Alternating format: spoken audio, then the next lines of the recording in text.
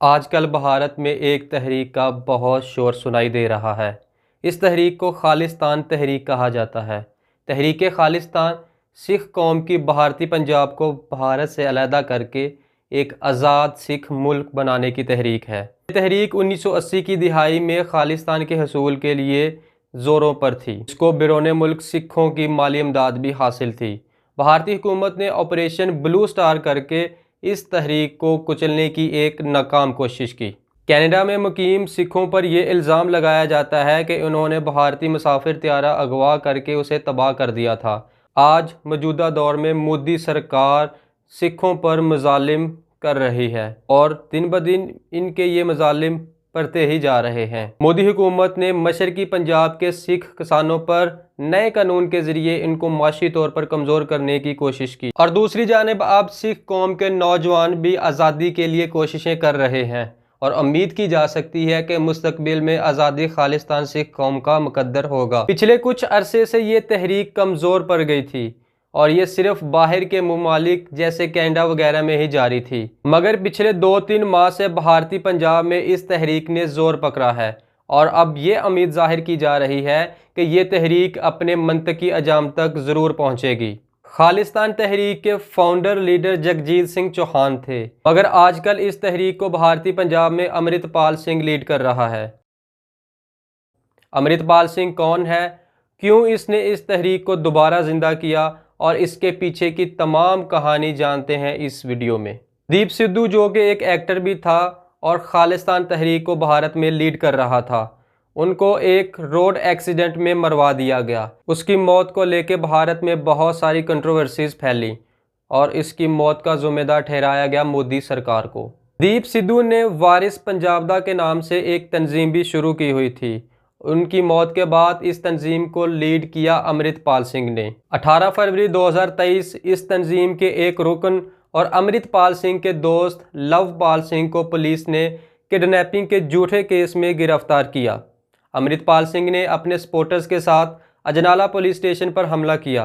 Police के साथ मुज़ाकरात हुए और पुलिस ने ये यकीन दहानी करवाई कि वो लवपाल सिंह को रिहा कर देंगे। अमृतपाल सिंह ने इंडिया के होम मिनिस्टर को जान से मारने की धमकी भी दी है। उसने कहा है कि अगर सिखों पर भारत में मुज़ालिम को ख़त्म नहीं किया जाता तो वो उसके बदले में वो भी हमले करेंगे। सबसे पहले खालिस्तान की हिस्ट्री को देख लेते हैं कि ये तहरीक कब और कैसे शुरू हुई। सिख पंजाब को अपना वतन मानते हैं। अंग्रेज़ों का पंजाब पर कब्ज़ा होने के तकरीबन 100 साल पहले तक सिखों ने पंजाब पर हुकूमत की थी। 1940 में लाहौर रेजोल्यूशन में मुस्लिम लीग की तरफ से ये मुतालबा सामने आया कि पंजाब को मुसलमान रियासत डिक्लेयर किया जाए, मगर सिखों की जमात अकाली दल के लीडरों ने इस पर तहफ़्फ़ुज़ात का इजहार किया। उन्होंने खालिस्तान के नज़रिए को एक थियोक्रेटिक रियासत के तौर पर पेश किया जो पंजाब के बड़े इलाके पर मुहित है। सिखों की सियासी जमात ने आज़ादी के इब्तदाई दिनों में ही सिखों के लिए एक अलहदा सूबे की मांग की थी। हिंदुस्तान की 1947 की आज़ादी के बाद सिखों की सियासी जमात अकाली दल की क़यादत ने पंजाबी सूबा तहरीक शुरू की। उन्होंने ये कहा पंजाबी लोगों के लिए एक अलग सूबा होना चाहिए, लेकिन स्टेट्स रीऑर्गेनाइजेशन कमीशन ने अकाली दल की ये तमाम डिमांड्स को रिजेक्ट कर दिया। इस कमीशन का ये कहना था कि हम मजहबी बुनियाद पर एक और रियासत बनाने की इजाज़त कभी नहीं देंगे, मगर बाद में वायलेंट प्रोटेस्ट की वजह से इंदिरा गांधी हुकूमत ने अकाली दल के तमाम मुतालबात को मानते हुए पंजाब रीऑर्गेनाइजेशन एक्ट 1966 पास किया। इस एक्ट के तहत पंजाब को 3 हिस्सों में तकसीम किया गया। जहां पंजाबी सिख रहते थे इसको पंजाब, और जहां पे हिंदुओं की अक्सरियत थी वहां हरियाणा, और तीसरा हिस्सा चंडीगढ़ बन गया। चंडीगढ़ को मरकज़ी ज़ेर इंतज़ाम यूनियन टेरिटरी भी बनाया गया। रियासत के कुछ पहाड़ी इलाकों को हिमाचल प्रदेश में भी ज़म किया गया। 1972 के भारतीय इलेक्शन में सिखों के सियासी जमात अकाली दल को एक ज़बरदस्त धचका तब लगा जब वो बुरी तरीके से इलेक्शन हार गए। उन्होंने अवाम की सपोर्ट को दोबारा हासिल करने के लिए 1973 में अनंतपुर साहब रेजोल्यूशन पास की। इस रेजोल्यूशन में इन्होंने सिखों के लिए अलहदा सूबे का क़याम, सिख मज़हब को हिंदू से अलग मज़हब के तौर पर तस्लीम करना और चंडीगढ़ और दीगर इलाकों की पंजाब में मुंतकली शामिल। कहा जाता है कि इस डॉक्यूमेंट को असल पजीराई तब मिली जब 1980 में जरनैल सिंह भंद्रावाला इन तमाम मुतालबात को मनवाने के लिए हुकूमत पर जोर देते हैं। 1982 में अकाली दल और भंद्रावाला ने एक तहरीक शुरू की जिसका नाम धर्म युद्ध मोर्चा था। 1982 में अकालीज ने यह ऐलान किया कि दिल्ली में होने वाली एशियन गेम्स में वो रुकावट बनेंगे। किसी हद तक वो इसमें कामयाब भी हुए। भंद्रावाला सिखों की एक्सट्रीमिस्ट वॉइस बनकर उभरे। अपने लीडरों की इतदाल पसंद आवाज़ पर गालिब आकर खुद को सिखों के हकूक़ का मुहाफिज करार दिया। 1980 की दहाई में जरनैल सिंह भंद्रावाला और उसके सपोर्टरों ने पंजाब में कत्लो गारत शुरू कर दिया और निशाना बने हिंदू लोग। इसी को देखते हुए अक्टूबर 1983 में पंजाब में इमरजेंसी को नाफिज कर दिया गया। जरनैल सिंह भंद्रावाला अब सिखों का एक बहादुर लीडर बन चुका था। भारतीय हुकूमत भी इसके सामने बेबस हो चुकी थी। तब खालिस्तान तहरीक ज़ोरों पर थी और उनका एक ही मुतालबा था कि सिखों को अलहदा वतन दिया जाए। जरनैल सिंह भंद्रावाला और इसके सपोर्टरों के पास अब बेशुमार असला आ चुका था और वो अब हिंदुओं के लिए खौफ की अलामत बनता जा रहा था।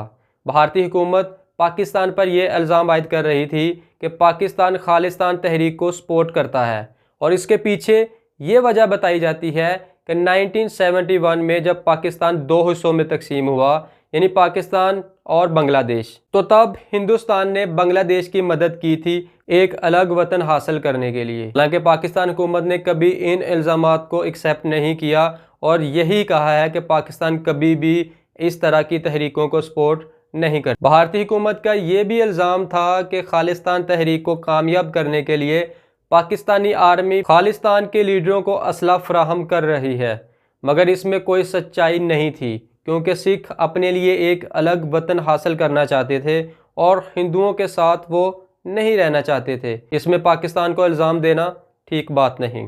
1983 में जरनैल सिंह भंद्रावाला और उसके सपोर्टरों ने गोल्डन टेम्पल में पनाह ली और वहाँ बेशुमार असला जमा किया।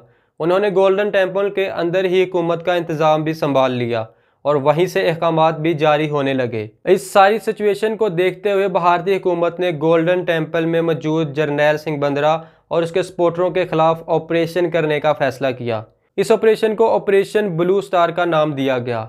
भारतीय आर्मी ने टैंकों और भारी असले की मदद से टेम्पल पर चढ़ाई कर दी, मगर गोल्डन टेम्पल के अंदर मौजूद लोगों की तरफ से भी मजम्मत की गई क्योंकि उनके पास भी भारी असला मौजूद था।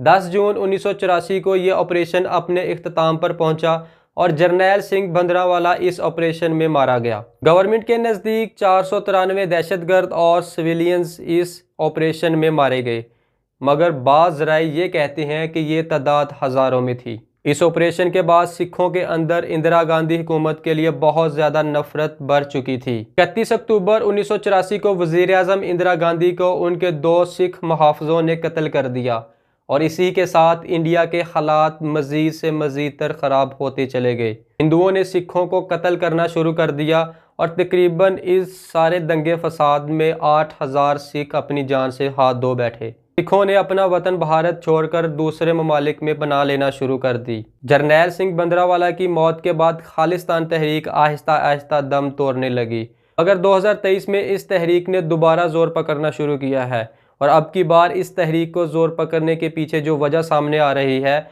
जो शख्स सामने आ रहा है, वो है अमृतपाल सिंह। 2023 से पहले अमृतपाल सिंह दुबई में रहता था। दीप सिंह की मौत के बाद वो भारत आया। उसने आते ही इस तहरीक को दोबारा जिंदा कर दिया। 30 साल शख्स ने भारतीय पुलिस को तिगनी का नाच नचा दिया है। आज पूरे भारत में इस शख्स के चर्चे हो रहे हैं और लोग बातें कर रहे हैं कि क्या खालिस्तान तहरीक दोबारा शुरू होने वाली है या पंजाब खालिस्तान बनने वाला है। क्या सिख अपना अलहदा वतन हासिल कर लेंगे, क्या पंजाब खालिस्तान बन जाएगा। इस तरह के बहुत से सवालात जो लोगों के जहन में आ रहे हैं और लोग मोदी सरकार से इसका जवाब भी मांग रहे हैं।